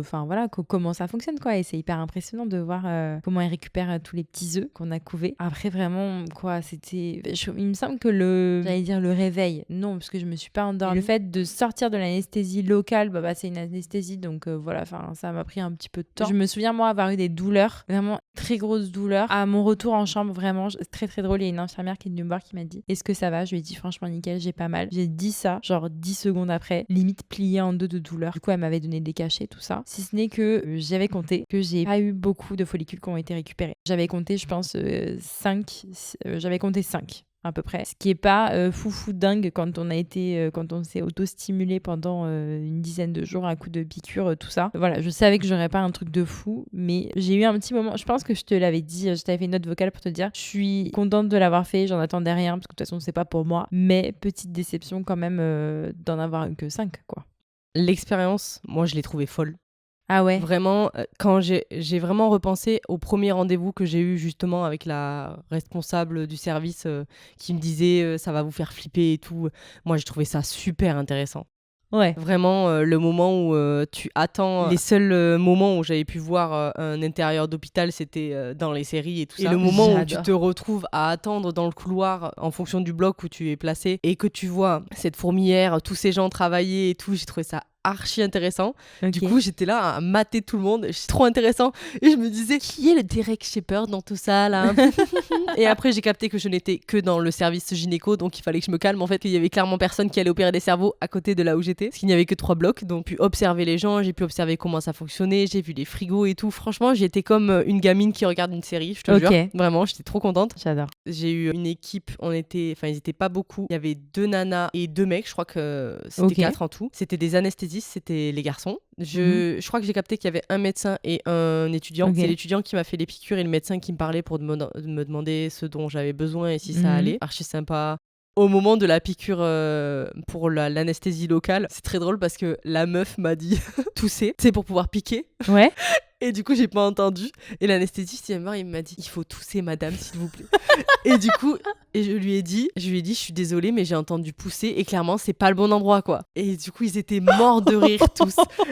Et j'étais là, je suis désolée, mais j'ai vraiment entendu pousser. Et je me suis dit, en fait, c'est pas la bonne opération, genre. Et du coup, ils ont ri. Tous. Elle est au courant, la meuf. C'était hilarant. Elle est pas en train de vivre un accouchement. C'était trop drôle. Mais effectivement, en termes de mise en place et de sensations, c'était chelou. En position gynéco, dans des petits trucs qui t'attrapent les bras ou ils t'accrochent bien comme les bras. Fou là. Non, Morgane. les jambes. Les jambes. Pas flipper les jambes. Les jambes bien comme il faut. C'est tout confort. C'est un peu matelassé et tout. Ah, c'est chaud. Moi, je me sens une sensation de chaleur. Enfin, j'étais bien, j'étais au chaud. Ouais. C'était bien parce que du coup, ils m'ont mis un petit chauffe-eau en gros dans ma petite blouse. Ils me demandaient toujours si ça allait. Et moi, il n'y a pas eu de truc de c'est pour un don. Personne m'a rien demandé. Personne m'a dit merci. Personne m'a rien dit. Très bien. J'ai trouvé ça super parce que c'est clairement pas du tout ce que j'avais envie de vivre. Oui. Même chose pour moi, on m'a demandé si je voulais voir et c'était très cool à voir. Et au niveau de la sensation, pareil, le mec m'a rappelé plusieurs fois qu'au niveau de la sédation, c'était tranquille et que du coup si je voulais plus, je pouvais avoir plus. Et vers la fin, je commençais à sentir sans avoir mal, vraiment il faut capter qu'il y a 0 douleur pendant toute l'opération. L'opération qui dure environ 10 minutes, ça dépend combien t'as de follicules à aller chercher à droite et à gauche. Il me semblait moi que la nana avait passé plus de temps à droite alors qu'au début, sans steam, j'en avais beaucoup plus à gauche. Ok. Et que du coup, elle a passé plus de temps à droite parce que c'était le but, en avoir plus et des plus matures à droite. Ok. Et donc, quand elle est passée à gauche, elle en a pris un peu moins. Et le dernier, quand elle m'a dit c'est le dernier et que le gars m'a dit est-ce que je vous redonne un petit coup de sédation pour la fin alors que je lui disais que je commençais à sentir, je lui dis vas-y, non, c'est bon. Et bien, j'ai senti le dernier qui est parti. C'est ça que je te disais, que la piqûre qui rentre dans l'ovaire et qui a fait le tac Ça, j'ai senti. Et j'ai trouvé ça dingue de pouvoir le sentir pour le Ouais. dernier. Et quand elle m'a dit, c'est bon, c'est le dernier, et que je l'ai vu partir, ça fait vraiment genre, tac. Et après, le Donc truc tu s'est l'as fait vu aspirer. partir, on remet sur Voilà. l'écran dont Sur je l'écran, parlais, ouais. j'ai vu le truc passer à travers mon ovaire, Ouais. donc la piqûre forcément pour aller chercher. Le machin l'aspirer, tel un aspirateur. Le rond du coup Ouais. du, Parce qu'en fait, de c'est ça, ils l'ovocyte, piquent à travers le vagin, ils arrivent à rejoindre l'ovaire, donc ils passent pas du tout par l'utérus. Ouais, pas du tout. D'où le fait que, par exemple, moi, j'ai pu garder mon Le stérilet. stérilet, tout En à fait, fait. ça a pas du tout bloqué, quoi. Et donc voilà, j'ai vu le dernier petit œuf s'en aller. Quand je suis arrivée en salle de réveil, il y avait juste une meuf. Le staff du réveil, c'était hilarant.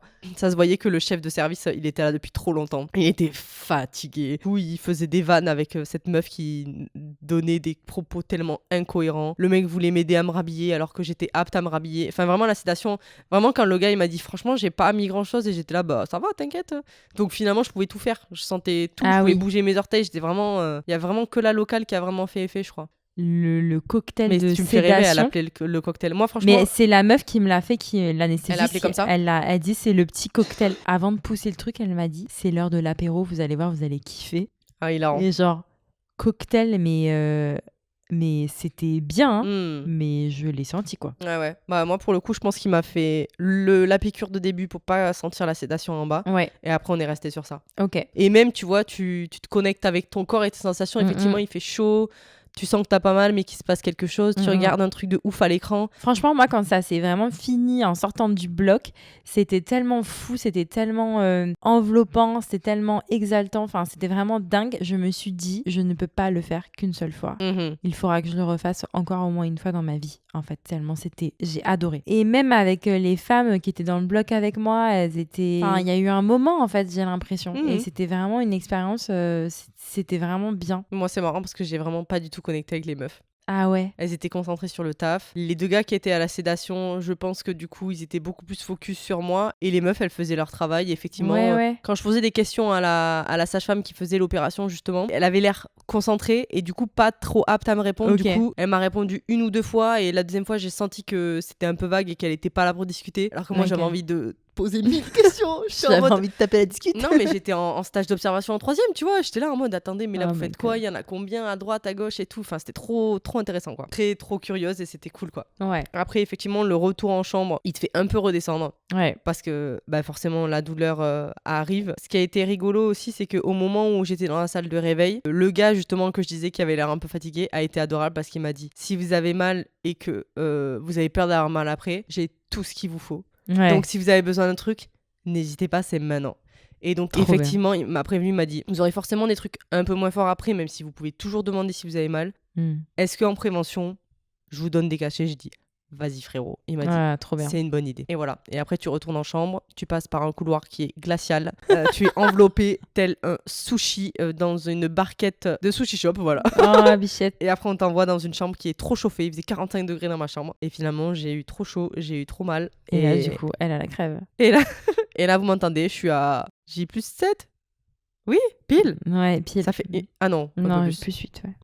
Moi, c'est vrai que du coup, j'étais remontée en chambre. On m'avait laissé un peu en chambre, mais en vrai, on te Pas en longtemps. vrai, on On te te fait fait vite comprendre que ça s'enchaîne en fait, et Ouais. que toi, tu fais partie du premier lot de personnes qui ont été prélevées et qu'il y en a plusieurs dans la journée, tu vois. Effectivement. Et moi, c'est vrai que du coup, j'ai dû me rhabiller. J'étais dans une espèce de salle après pendant, vraiment sans mentir, pendant 2 heures pour patienter qu'on nous livre à manger, parce qu'il fallait absolument que je mange et que le médecin puisse passer voir pour qu'on puisse partir. Ça aussi, ça fait partie de l'expérience, c'est que dans cette salle, je me sens que j'attendais avec 2 couples qui, eux, faisaient... Il y avait une ponction aussi, mais clairement, c'était pour eux, en fait. Hein, c'était pour une PMA, quoi. Je sais pas, c'était aussi un moment suspendu. C'était fou parce que... C'est naze, hein, mais...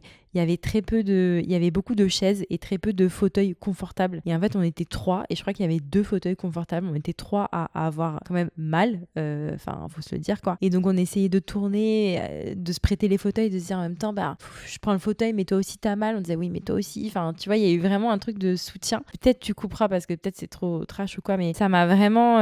j'ai discuté notamment avec une femme qui me disait, mais pourquoi tu es toute seule, en fait? Parce que c'est vrai qu'elles étaient toutes là, enfin, les 2 étaient là avec leur plus un, leur conjoint. Et il me disait, pourquoi t'es toute seule? Et je lui disais, mais en fait, moi, je viens pour un don. Enfin, j'ai pas à être accompagnée, en fait. Quelque part, c'est pas quelque chose que je fais en couple, quoi. Tu vois, c'est une démarche solitaire. Et elle me disait, mais c'est... Enfin, vraiment, je crois qu'elle a pleuré, du coup, tu vois. Genre, pour te dire Tout ce que l'émotion. j'aurais détesté, mon Dieu. Non, franchement, ça a été beau. Et en fait, là, elle m'a expliqué que eux, ils font une démarche de PMA, que c'est la première fois qu'elle faisait sa ponction. Qu'en fait, ils avaient eu un bébé. Alors, si je dis pas de bêtises, ils avaient eu un premier bébé qui était né, qui était décédé au bout de 7 jours. Ils ont eu un deuxième bébé qui est né, qui est décédé au bout de 5 mois. Alors, faire Et en fait, ils se sont rendus compte, donc suite à ces deux malformation décès, génétique. qu'ils ont tous les deux un gène qui, en fait, quand ils font un bébé ensemble, il y a une chance sur je sais pas combien pour que le bébé ait Pas cette viable. maladie et du coup ne soit pas viable. Et qu'en gros, là, leur seul moyen d'avoir un bébé à eux, c'était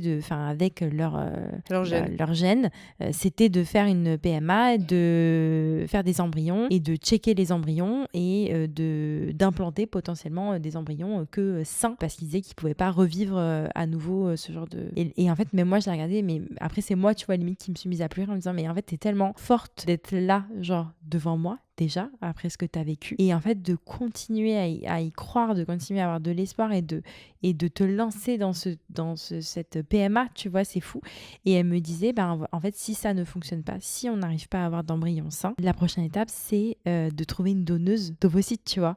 Et en fait, moi, j'étais là en donneuse devant elle et je lui disais, en fait, moi, je connais personne qui a besoin, je fais juste ça comme ça, en fait, tu vois. Et il y a eu un moment, tu vois, genre de sororité, enfin, c'était fou. Comme tu dis, ça aurait pu me gêner ou ça aurait pu, enfin, j'avais pas besoin de ça pour faire en sorte que tout ce que j'ai fait Et du sens. ait du sens, mais, tu vois, enfin, je sais pas, ça m'a vraiment ébranlé, en fait, cette discussion, quoi. Voilà. Pas du tout la même expérience que moi. Non, c'est fou. Et en même temps, ayant pas d'enfant, je pense que ça m'aurait pas autant touché que toi, même si clairement, Oui. c'est tellement triste de voir des gens galérer à avoir des bébés, c'est pour ça qu'on fait ça. Hein, donc, Ouais. moi, pour le coup, je me suis aussi retrouvée à côté, à droite, à gauche. J'étais au centre. Ouais. J'étais la saucisse dans le sandwich. Moi, j'étais un peu dans ma douleur. Et j'avais été la première qui avait eu la ponction. Et la dernière meuf qui a eu la ponction voulait absolument rejoindre son partenaire. Elle avait passé du temps au téléphone avec lui dans la chambre alors qu'on était toutes les trois éclatées. Et moi, j'avais qu'une envie, c'était de dormir. Et du coup, j'étais là. Si tu es en forme, ma belle, sors de cette pièce. Et elle est finalement sortie au bout d'un moment. Et puis, on a vite compris qu'on on se faisait mettre dehors par la nana qui avait besoin de ranger et de préparer la salle pour les personnes d'après. Hein. Et du coup, on s'est retrouvés dans la salle dans laquelle toi tu t'es retrouvée avec les deux couples. Moi Ouais. aussi, je me suis retrouvée avec du coup les deux couples. Et j'étais au milieu. Et il y avait à ma gauche un couple qui ne parlait presque pas. Et du coup, qui, je pense, était potentiellement ébranlé par toutes les démarches qu'ils étaient en train de faire. Et ouais, et je pense qu'il faut se mettre à leur place. C'est que tu sais que le médecin passe. Quand le médecin passe, le but du médecin, c'est d'annoncer Des combien... bonnes ou mauvaises nouvelles. Ouais, voilà, combien est-ce qu'ils ont réussi Ouais. à ponctionner ou pas, combien il y en a eu, tout ça. Et en fait, je pense que pour ces couples-là, genre, t'es sur un fil à ce moment-là en mode est-ce qu'on va m'annoncer une bonne ou une mauvaise nouvelle? Et du coup, l'ambiance, elle est hyper particulière. Et toi, t'es là, tu flottes, t'attends rien. Ouais. Tu vois. Moi, j'étais dans la souffrance et je me pelais le cul. Moi, j'étais Ouais, dans ouais, ça. ouais. Ceux à droite, du coup, c'était celle de la nana qui parlait beaucoup et du coup, elle était très angoissée, elle partageait toutes ses angoisses. Du coup, il y avait juste un rideau, du coup, j'avais un rideau et pourtant, j'entendais tout ce qui se disait. Ouh. Ils étaient, eux, très optimistes et pour autant, quand ils ont eu les résultats, tu vois... en fait, j'étais dans ma douleur, j'étais dans ma froideur. Ouais. Et moi, j'avais besoin qu'on réponde à mes questions pour me rassurer pour le après. Mhm. Et il y avait des gens qui m'entendaient, donc qui m'entendaient, pardon. Et du coup, j'ai pas pu lui poser les questions que je voulais lui poser en Ouais, mode je comprends. quel est le suivi, comment je fais pour après, qu'est-ce que je fais par rapport au sport, est-ce que je dois m'inquiéter si j'ai mal. Et sur ça, par contre, pour le coup, on rappelle, mais peut-être que ça se passe pas du tout comme ça dans tous les hôpitaux. Ouais. Je trouve en tout cas pour ma part, j'ai été énormément suivie pendant la stimulation. Ouais, c'est vrai. C'était vraiment, j'étais accompagnée non-stop, on répondait à toutes mes questions, on faisait en sorte qu'on fasse pas forcément en me rassurant, hein, notamment par rapport au sport. Mais tu vois, le après, Ouais. j'avais l'impression on Livré à toi-même. on m'ouvrait la porte, on me disait, tu sais quoi, démerde-toi maintenant. Ouais. J'ai eu l'ordonnance, j'ai eu le médecin qui m'a dit vous c'est pour un don, du coup vous avez pas le résultat. J'ai dit d'accord, j'ai des questions, est-ce que je peux vous les poser? Elle m'a regardé en mode quel genre de questions? J'ai dit je sais pas, par rapport au sport je fais comment? J'aurais bien voulu lui poser des questions par rapport au sexe aussi. Est-ce qu'il faut attendre, pas attendre? En fait j'étais là et il y avait des gens qui attendaient à côté de moi Ouais. et du coup j'étais pas à l'aise, j'avais mal, j'avais froid et j'avais juste envie de me barrer quoi. Ouais. Donc du coup T'as eu un gros down après là. Ah non mais j'étais en mode laissez-moi tranquille, Ouais, ne ouais. me touchez plus et laissez-moi me barrer et rentrer chez moi pour Mm. dormir, tu vois. Et donc, effectivement, le suivi a été... il n'y a pas eu de suivi. Il est inexistant, c'est j'allais te vraiment, dire après le don, il y a c'est pas vrai. de suivi. Mais en fait, ils le présentent vraiment en mode, pour eux, il y a vraiment un focus avant le don, genre au niveau des piqûres, des machins et tout, la ponction.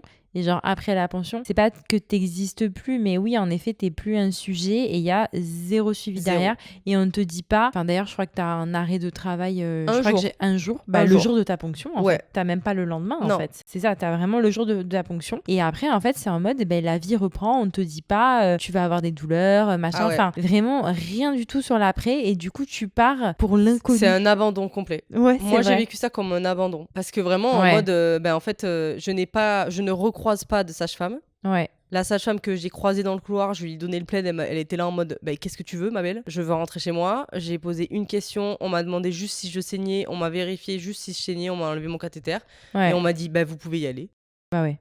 Et j'étais là, d'accord. Mais je pense qu'en fait, comme tu dis, les couples qui sont en PMA, en fait, qui font ce truc que nous, on a fait, Ils ont le suivi ils après. ont le suivi après. Bah oui, c'est Que normal. nous, on n'a pas, en fait, tu vois. Donc, c'est ça. Tout, du coup, pour la petite histoire, moi, sur ma dernière échographie qu'on m'a fait le vendredi, donc juste avant ma ponction, on s'est rendu compte, surprise, qu'il n'y avait pas beaucoup finalement de follicules qui avaient maturé. Et en gros, on m'a changé mes 2 dernières piqûres, je crois, où elles ont pris des trucs dans leur stock et en gros, on m'a mis des trucs plus Super forts. fort.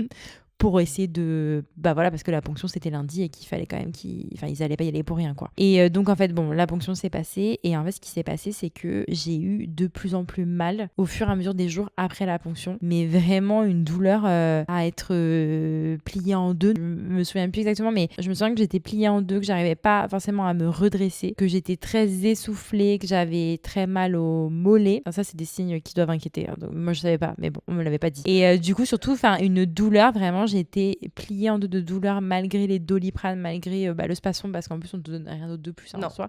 Ouais. Et en même temps, on m'avait pas dit si je devais avoir mal ou pas, donc je savais pas si c'était normal ou pas. Et du coup, je n'osais pas trop retourner, tout ça. Au final, je me suis un peu faite bousculer par toi. Bah ouais. Par mes collègues aussi, j'avoue, de travail, parce que du coup, je travaillais dans cette Bah histoire. Où en fait, à un moment donné, j'ai appelé. Et je leur ai dit vraiment là, je suis à plus 4 jours, je crois. Je suis pliée en deux de douleur. C'est horrible. Je ne dors pas tellement j'ai mal. Enfin, vraiment, c'est très douloureux, quoi. Et elles m'ont dit, mais ce n'est pas normal. Venez tout de suite. Et du coup, moi, j'étais là, d'accord. C'est-à-dire que j'ai une réunion à 2 heures de route. Donc, je vais d'abord faire ça. Et ensuite, je viens. Tu te souviens? Bah ouais, je me rappelle. N'importe quoi. N'importe quoi. Vraiment. Donc j'ai fait ma réunion, je suis venue et je suis allée à l'hôpital. Et en fait là, petit souci de suivi de dossier parce qu'on savait plus qui j'étais, puisque du coup, vu que c'est anonyme, une fois que tu as fait ton don, on Tu supprime disparais. toutes tes données. Ouais. Très très drôle, genre du coup elle n'a pas pu savoir par exemple combien de follicules ont été prélevés, parce que ça peut être un indicateur par exemple de surstimulation, tout ça, enfin à l'état actuel où j'étais. Donc j'étais essoufflée, j'avais mal au mollet, mes ovaires avaient doublé de volume puisqu'en fait mes follicules, j'ai mal réagi aux 2 dernières piqûres, tout a continué de grossir et j'ai eu un épanchement de sang, enfin bref c'était un peu la situation cata quoi. J'ai eu des trucs en plus à faire, j'avais des piqûres pour éviter de faire des phlébites je crois, ou des trucs comme ça, j'avais des bas de contention, enfin bref j'ai eu tout un truc qui s'est mis en place, mais je me dis en fait si on m'avait pas bousculé pour aller à l'hôpital et dire que c'était pas normal que j'avais aussi mal, il y a personne qui serait venu me chercher en mode et Kikou, ça fait quelques jours qu'on a fait une ponction, comment tu te sens, tu vois. Et du coup je pense que j'ai bien mis j'allais dire 1 semaine à ne plus être douloureuse. Ah oui, d'accord. À Pardon. ne plus être douloureuse et après forcément plus de jours pour me remettre sur pied. Et en fait c'est un truc que j'avais pas du tout anticipé, Mais parce que personne la nous le dit. douleur après et le temps pour se remettre en fait. Ouf. En vrai, si j'avais pu me repointer à l'hôpital, enfin, je leur aurais dit quoi. C'est pas possible. Je trouve que tu peux pas lâcher quelqu'un alors qu'il sort d'une opération et ne pas lui faire un petit rendez-vous de suivi, quoi. Ouais. Alors du coup là, tu vois, on est en train de le dire et je me dis, oh my god, ça part quand même dans un truc très négatif ce qu'on est en train de dire. Alors franchement, parce moi, que c'est la fin du process oui, et qu'on oui. arrive à là aussi, tu vois. Il faut oui, c'est vrai. Pour le coup, je ne le referai pas. Par rapport à ce que j'avais dit en sortant du blog, tu vois, Ouais. clairement, vu comment ça s'est passé après, je le referai pas. Après, j'ai revu la gynéco et en fait, la question qui s'est posée surtout, c'était au vu du résultat vraiment pas dingue de ma ponction, puisque en fait, on m'a récupéré 1 follicule d'un côté et 3 de l'autre, vraiment miskine. Alors, Je sais ce que tu vas dire, mais attends, au vu de ça, la prochaine étape, c'est est-ce que vous voulez le refaire pour vous, madame? Parce qu'en gros, là, si vous voulez avoir des enfants, bah clairement, potentiellement, ça marchera pas. Et du coup, je me suis dit, mais quel enfer, bien sûr que non. Enfin, quel Ouais. enfer. Enfin, non, Ouais. vraiment, non, c'est pas... Non, je pense que j'ai paniqué sur le coup quand on m'a posé la question. Je crois que je t'avais fait un vocal pour te dire, je panique, j'avais pas envisagé ça. Du coup, je ne le refais pas tout court parce que c'est pas que ça n'en vaut pas la peine, mais je l'ai fait une fois, je suis contente. Peut-être que je l'ai fait trop tardivement par rapport à moi, où j'en suis dans la vie de mon cycle et ma réserve ovarienne. Mais bon, je suis contente de l'avoir fait quand même. Ça a été douloureux l'après-coup. Je me suis pas forcément sentie prise en charge avant de moi-même me prendre en charge pour aller à l'hôpital. Mais ça reste quand même une belle expérience. Oui, oui. Le but, c'est pas. Enfin, il y a. Non, mais bien sûr, La il fin faut n'est montrer pas là, du tu positif vois, et mais. du négatif, mais tu vois. Bien sûr. Tu vois ce que je me suis pensé parce que donc moi là ça fait une semaine que je l'ai fait, un peu plus. Ouais, c'est tout fait. Et en fait, je me suis demandé, est-ce que tout au long des 3, 4, 5 rendez-vous peut-être, est-ce qu'on nous parle de l'après ou est-ce que c'est nous qui avons complètement obstrué l'après? Ah, Parce que en fait, il y a vraiment eu un moment où moi j'ai paniqué. Hein. J'ai clairement fait une crise d'angoisse à partir du jeudi, je crois, un truc comme ça. J'ai eu besoin d'être rassurée par un copain médecin et après finalement j'ai craqué, j'ai appelé le vendredi, je crois. ouais, après ta ponction, donc on Oui, précise oui, ça. après à Ouais. J+5, parce que j'avais encore un petit peu de douleur et de la gêne. Et en fait, je continuais à prendre des antidouleurs et sur l'ordonnance, il y a écrit après 6 jours, on arrête en fait. D'accord, mais si on arrête et si j'ai mal encore, comment je fais? J'avais besoin d'être Ouais, encadrée, ouais. hein, en fait. Ouais, ouais. Et en fait, je me suis juste dit, pendant cette crise d'angoisse à 4h du matin, est-ce que c'est pas nous qui avons complètement obstrué le fait qu'il y avait un après et que peut-être on aurait des questions après? Parce que c'est exactement quand j'ai eu la sage-femme au téléphone, je lui ai dit, je suis désolée, c'est peut-être moi qui n'ai pas posé les bonnes questions au bon moment, mais franchement, on nous lâche complet, quoi. Alors, je sais que tout le monde est censé être en bonne santé après, mais c'était le lundi. Le mardi, j'ai mal, c'est normal. Ok. Le mercredi, j'ai mal. J'imagine que c'est normal. Par contre, le jeudi, est-ce que c'est normal? Et puis le vendredi. Et puis le samedi. Enfin, Ouais. à partir du moment où tu prends des cachets 8 fois par jour, tu te fais bon. Peut-être que c'est pas normal. Mais Bien sûr. comment savoir? Mais bien sûr. Vu qu'en fait, on n'a jamais posé la question. Ouais, ouais. Donc il y a toujours ce truc de est-ce que j'ai pas oublié des étapes moi-même Peut-être. avant de me. Parce qu'il y a aussi ça, tu vois. Faut pas non plus toujours dire qu'il y a qu'un côté qui est négatif et que c'est peut-être que le staff médical. Mais C'est peut-être. je suis d'accord. Hein. Moi, pendant les examens, effectivement, tout le long où je faisais des échos, Mhm. tout le long, je demandais aux meufs est-ce que c'est OK pour le sport? Comment je fais au niveau des sensations? Je leur ai posé toujours la même Mais t'étais question. sur le pendant, en fait. Enfin, Ouais, voilà, t'étais c'est pas ça. dans la projection du après. Et je lui ai dit, je suis désolée, mais le jour de l'opération, quand la nana, elle m'a dit, c'est bon, vous êtes prête, est-ce que vous avez des questions? J'ai pas pensé à cet après-midi, j'ai pensé à, est-ce que vous avez des questions sur l'opération? Ouais. Tu vois? Donc du coup, je me suis même pas projetée. Donc peut-être aussi que Oui, oui. on n'a pas eu l'idée de se projeter et de se dire, bon, en fait... Franchement, pour m'être fait opérer depuis. Ouais. Pour un autre sujet, on peut te préparer à la douleur de l'après, ne serait-ce qu'en ne faisant pas qu'un seul jour d'arrêt de travail, tu vois, mais en disant, bah, ok, peut-être qu'ils peuvent faire qu'un seul jour d'arrêt de travail au niveau de la sécu et tout, tu vois, j'entends. Ok, ouais. Mais te dire, bah voilà, faut prévoir quand même que pendant 5-6 jours après, faut être mollo, si vous pouvez faire du télétravail. Enfin, tu peux quand même donner des informations que je suis quasiment certaine qu'on n'en a pas eu, Ouais. tu vois. Ouais, ouais. Ça va peut-être être un peu compliqué, ça va peut-être être un peu douloureux. Du coup, le jour même, la seule question que j'ai pu poser, alors que j'étais encadrée par 2 couples qui essayaient d'avoir des bébés, la seule question que j'ai eu à lui poser et que j'ai pu lui poser, c'est et au niveau du sport, je fais comment? Qui me donne le papier pour tous mes cachetons pour la douleur, me dit bah vous pouvez reprendre demain. Ouais, mais tu vois. Et j'étais C'est là, quand même hallucinant. ma belle, du coup, pas du tout en fait. Bah non, pas du tout. C'est pas ça qu'il faut dire, c'est si vous avez des douleurs, tranquille. Par Ouais, contre, ouais. si ça va, faites-le à la sensation. Mais parce qu'en fait, encore une fois, et je pense que ces centres, ils accompagnent quand même principalement des gens qui veulent avoir Oui. des enfants. Les meufs là avec qui on était, qu'on fait des PMA, qu'on fait leur ponction, Ouais. là, ils étaient en train de fabriquer des embryons pour potentiellement venir leur implanter à J3, J4, donc Ouais, 3-4 donc jours en fait, après la démarche, elle ponction. ne fait que commencer. Et quoi. donc, les meufs, pour elles sont en mode, ouais, c'est que le début. Et dans tous les cas, on va potentiellement leur implanter un embryon d'ici quelques jours. Donc, elles se préparent en gros à une grossesse, tu vois. Enfin, elles sont pas du tout dans le même truc que Ouais. nous, notre vie qui continue, en fait. Oui, tu oui, vois. complètement. Et je pense que c'est ça le plus gros des profils qu'ils accompagnent, tu vois. Ouais, je vois. Effectivement. Pour l'après aussi, parce que nous, on nous en parle pas, mais effectivement, ce qui se passe après, follicules qui récupèrent, ils sont congelés, Ouais. puis conservés. Ouais. Donc en laboratoire, jusqu'à l'attribution de un ou plusieurs receveuses, ça dépend combien tu as pu Ouais, exactement. donner. S'ils peuvent diviser ou pas. Voilà, en vue d'une assistance médicale à la procréation pour faire une petite fille. En gros, c'est Ouais. comme ça que ça se passe pour la suite, quoi. C'est ça. Mais nous, ça, on sait pas. On n'a pas d'infos. Alors, Et c'est ok, on n'en veut pas. non, on veut pas. Par contre, Non, on le dit. bah, tu as donné ton nombre de follicules, ma belle. Ah ouais, c'est vrai, j'ai dit ça. Je vous ai dit ça. Oh, c'est intime. Oui. Pff, non, pas forcément. mais je rigole. En vrai, ce qui est hilarant, c'est que sur mon espace santé, à l'endroit où tu récupères tous les documents de tous tes examens médicaux, surtout quand Ouais. tu es suivi par une démarche dans un milieu hospitalier, et que du coup, on n'en a pas parlé, mais toutes les démarches médicales pour le don sont remboursées par la Sécu. Oui. C'est-à-dire que nous n'avons pas déboursé un seul centime pour tout ce qui est traitement, prise en charge, rendez-vous et tout ça. Par contre, pour le parking de l'hôpital, Alors effectivement, on a mis un petit chèque, mais bon, ça fait partie du... C'est notre don, ça. C'est notre don à l'hôpital. Hein.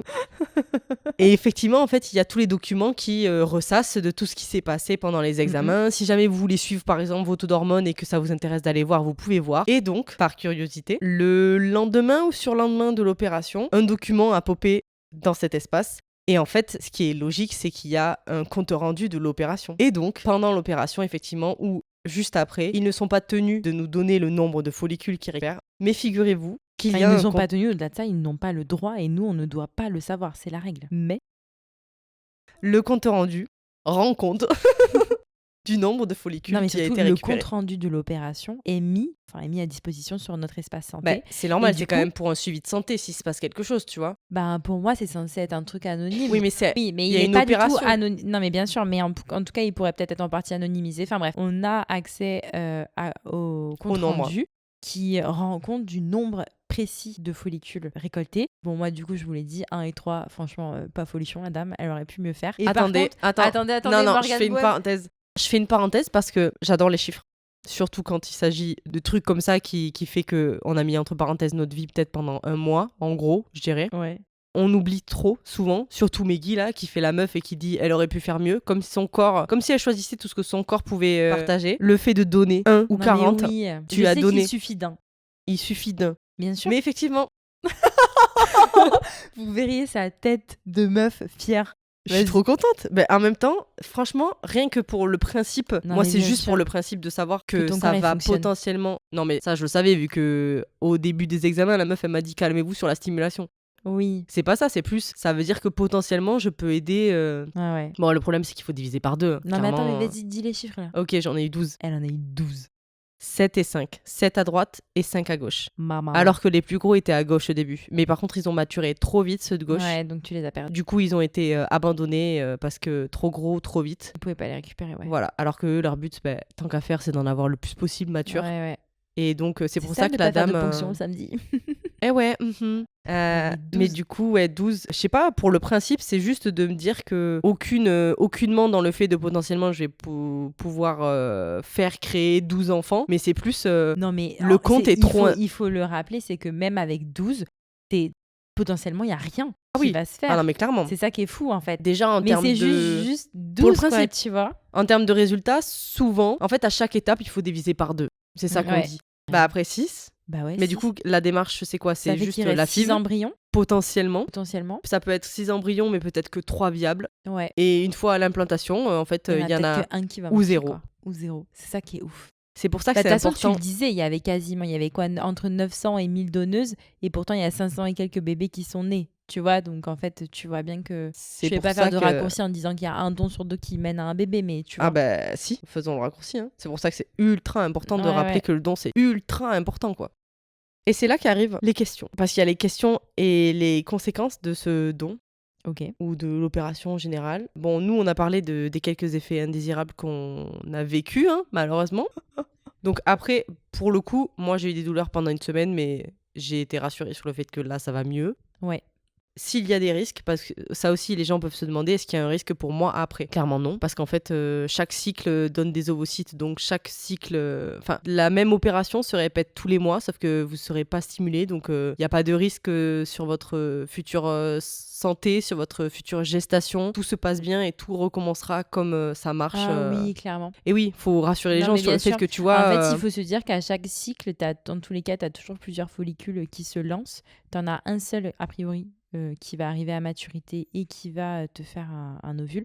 Mais tous ceux qui ont commencé à se lancer, en fait, ils sont perdus. Tout à fait. On ne perd pas qu'un seul follicule par cycle. Donc, c'est pas parce que, par exemple, Momo, là, ils ont pris 12 que ça lui a buté 12, enfin, l'équivalent de 12 cycles. Puis en plus, oui, tout à fait. Puis ils m'en ont pris 12 et sur le relevé, il y a aussi écrit qu'ils m'en ont laissé 5. Donc, ça veut dire qu'ils étaient pas assez matures ou pas assez gros. Enfin, ils étaient inférieurs à 17 mm, c'est pour ça qu'ils les ont pas pris. Donc, en fait, même pour ce cycle-là, il me reste des ovules, tu vois. Donc, vraiment, il n'y a pas de conséquences non. sur la suite, quoi. Des conséquences à long terme non plus, du coup, parce que ça va recommencer sans stimulation et tout rentre dans l'ordre au fur et à mesure. Ouais. Une des questions aussi que je me posais, moi, c'est est-ce que je vais avoir mes règles ce mois-ci ? Spoiler, oui. Elles se terminent actuellement. Bah oui, en donc fait, elles ont eu lieu après, comme dans les étapes du cycle, tu ovules et tu as tes règles après. Non, c'est pas pareil, parce que normalement, tu as 10 jours entre Ouais, là, elle a dit 4-5 jours. Quoi. Là, ça a été plus rapproché. Mais effectivement, ça stimule plus rapidement les règles, ouais. Et ce qui est de la contraception, parce que ça aussi, on en a pas parlé. On m'a quand même judicieusement dit que je serais mignonne de me protéger avec... Mignonne. Que même si tu es sous stérilé, pendant la stimulation, c'est quand même vachement conseillé de se protéger avec des contraceptifs. Ouais. J'avais pas eu l'info. Ceci dit, j'ai quand même fait un cycle sous stérilet plus pilule. Enfin, je ne le souhaite à personne. Ah bah faux. C'était horrible, du coup. Mais avant, du coup, ouais. Et après, par contre, je me suis... Ok. Mais effectivement, c'est au cas où, parce que bon... Non, mais bien sûr, c'est vrai. Une donneuse qui essaye de donner et qui finalement tombe enceinte, ce serait quand même... Oh my God. Triste. Tout cet investissement gâché. Ouais, c'est vrai. L'argent jeté par les fenêtres. Ah, punaise. Mais voilà. Ok. En gros, c'est la fin des 5 étapes. Bon là, c'était les questions et interrogations fréquentes qu'il y a après un don. Hein. C'est souvent ce qu'on se pose au début. Hein. Est-ce que ça a des conséquences ? C'est d'ailleurs les questions qu'ont eu mes proches. Hein. Est-ce qu'il y a des risques de complications ? Qu'est-ce que ça fait au point de vue médical ? Le seul truc qui fait flipper les gens, c'est qu'effectivement, il y a une opération quand même. C'est ce qu'on disait, c'est quand même beaucoup plus intrusif pour les femmes. Oui. Beaucoup plus lourd comme protocole. Mais vraiment rien d'insurmontable. Non, pas du tout. Franchement, en fait, quand on y pense, là, si on va clairement arriver dans la conclusion, être disponible et organisé pendant tout ce laps de temps. Donc, en gros, tu mets 12 jours de ta vie, entre parenthèses, plus une semaine, on va dire, de repos après. Ouais. Petit mois dans ta vie pour pouvoir offrir la possibilité à des gens... Donc clairement, c'est très peu à donner pour ce que ça peut offrir à des gens, quoi. Ouais, c'est vrai. Je peux que juger en fonction de ce que j'ai eu comme retour extérieur, quoi. Ah ouais, mais ça te prend pas trop de temps. Ah ouais, mais ça te fait pas mal. Ben en fait, 10 jours dans une vie, c'est quoi ? Ouais. Rien du tout. Mais surtout qu'en fait, quand tu y réfléchis, c'est ce que tu disais au début, tu les as, là, ces follicules, tous les mois. Bah ouais. Qui sont, je peux pas te dire gaspillés, mais en tout cas, qui sont pas utilisés. Alors qu'en fait, il y a d'autres personnes qui vraiment en ont cruellement besoin. Enfin, tu vois ? Je me suis pas du tout posé la question de si j'allais le refaire. Ok. Je pense que c'est trop frais. Bah, bien sûr. Mais pour le coup, why not ? Ok. J'adore finir sur ça. Pourquoi pas ? Pourquoi ? La question est ouverte. Ouais, complètement. J'aime bien. Étant pas une meuf qui encourage en général les gens à donner de leur personne pour faire quoi que ce soit, je sais que c'est bien d'encourager les gens à donner tout court. Non, mais je pense qu'on peut plutôt dire renseignez-vous, en fait, si c'est quelque chose qui vous questionne, qui vous parle aussi, vous intéresse, qui vous parle, qui résonne en vous. Enfin, juste renseignez-vous, prenez de l'information. Puis qui dit que l'information c'est le pouvoir, mais voilà, c'est hyper important de savoir que ça existe, de savoir comment ça fonctionne et de vous questionner aussi pour savoir si c'est quelque chose qui peut vous intéresser. Qui peut vous intéresser.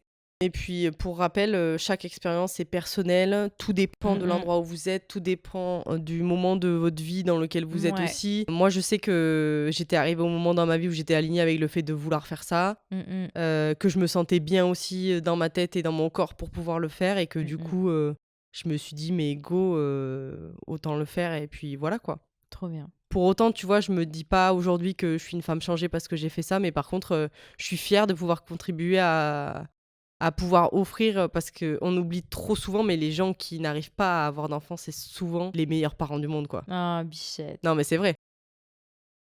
Je sais pas. J'ai pas d'avis sur cette question. Ah ouais ? Ouais. Moi, je me dis que au vu des valeurs qu'ils pourraient avoir, potentiellement, c'est des gens qui en ont terriblement envie, besoin, et que... C'est beau de voir la vie comme ça.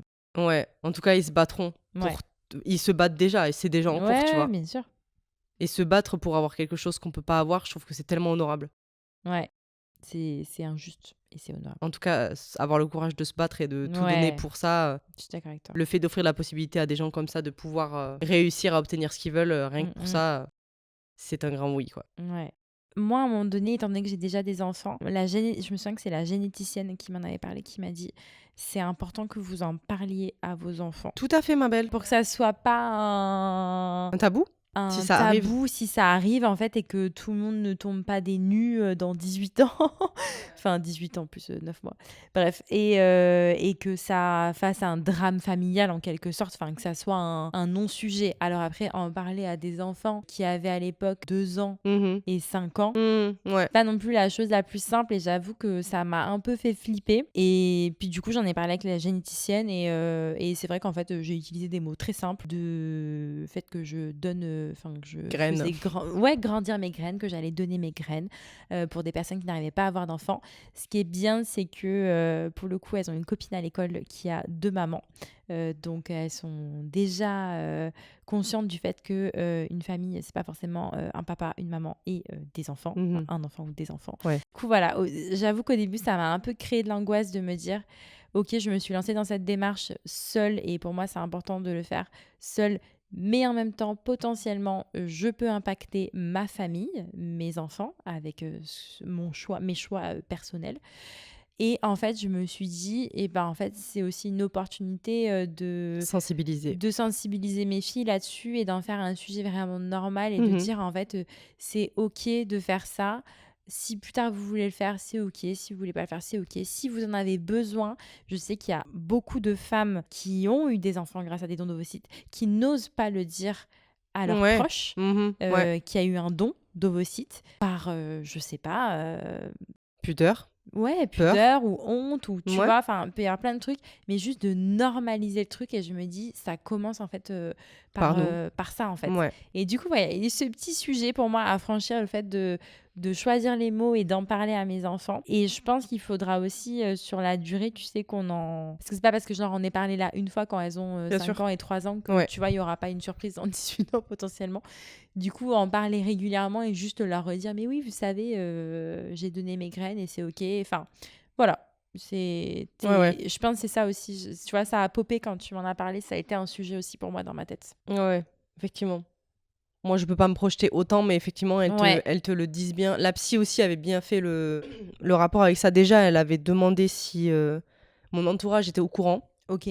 Elle m'avait demandé quel était l'avis de mes parents sur ça. Fou.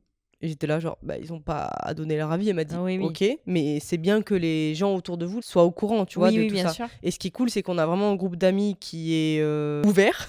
Oui. Et du coup, tous nos copains étaient au courant que je le faisais aussi. On était dans Ouais. la vanne, dans l'encouragement, dans l'accompagnement aussi. Mm, mm. Donc, du coup, personne n'était choqué quand j'étais en PLS en train de porter mes 2 sacs de billes un samedi soir. Donc, c'était cool aussi à vivre avec les copains. Et oui, effectivement, il faut pas oublier que ça peut popper à un moment dans sa vie. À un moment où, certes, quand le don a été effectué, on était seul et sans enfant. Mm. Que potentiellement, dans une vingtaine d'années, quelqu'un va nous contacter pour pouvoir avoir des informations sur nous, et qu'on sera dans une autre situation et qu'il ne faut pas l'oublier. Ouais, En bien gros. sûr. En gros, il faut toujours avoir conscience que on a fait cette démarche et qu'elle risque de venir toquer à la porte à un moment dans notre vie, ou C'est pas, hein, d'ailleurs. un risque, hein. Oui, c'est qu'il y a une Oui, oui. probabilité. C'est pas un risque que je veux dire, mais ça peut, voilà, Mais ça bien peut sûr, arriver. La il faut en proba, avoir conscience. En fait, c'est pas évident, parce que du coup, on est à la fois dans le fait de... On fait ce truc sans sans se rien en projeter. attendre, Ouais, sans se projeter, parce qu'en fait, on n'a pas le droit d'avoir d'informations et on n'en veut pas, en fait. C'est bah pas ouais, on notre s'en vie, fout. ça ne nous appartient pas. Ouais. Et en même temps, Il faut garder en tête il que faut garder en tête qu'on a fait ça, et que potentiellement, dans quelques années, ça va refaire surface, en fait. Et ça sera OK. Oui. Mais c'est juste qu'il faut en avoir conscience, être prêt à accueillir ça, et avoir préparé, en gros, le terrain s'il y a besoin, Ouais. selon sa situation familiale, tu vois. Ta ta ta ta. Toutou. C'est fini, les gars. J'espère trop que vous chouette. avez kiffé. Ouais, c'était longuish, mais en fait, Ouais. c'était important qu'on partage ça. Je pense que tu avais besoin Ouais, j'avais vois, trop envie. de J'avais envie aussi. revenir. En fait, c'est tellement frais pour toi là, tu as besoin de sortir tout ça, tu vois, pour pouvoir passer au À autre truc chose, d'après, ouais. là, ouais, pour fermer la parenthèse. Et Mhm. c'était trop chouette d'être avec toi pour Bah, merci à toi, faire meuf. ça. T'imagines que c'est grâce à toi que j'ai fait ça? Dingue. Ça, c'est Ouf. fou. Je suis inspirante comme meuf. De ouf. Mais tellement pas. Bah, arrête. Ça suffit, là. Bref. Oh, j'ai failli te mettre un high kick, frère. Oui. Merci beaucoup d'avoir écouté cet épisode, les gars. Il est désormais 22h52. Banana est en train de partir en courant dans la pièce. Il est temps qu'on en aille se coucher. Merci d'avoir écouté cet épisode. Merci, Meggy, pour ta participation. Merci à toi. Et je vais aller récupérer une gorge dans un autre monde. Bisous, les gars. À plus. T'as pas dit au revoir, wesh. Bye. Bisous. Merci Bye. de nous avoir écoutés. Merci de nous avoir écoutés et peut-être à la prochaine. Et moi, je dis ciao, les petits potes.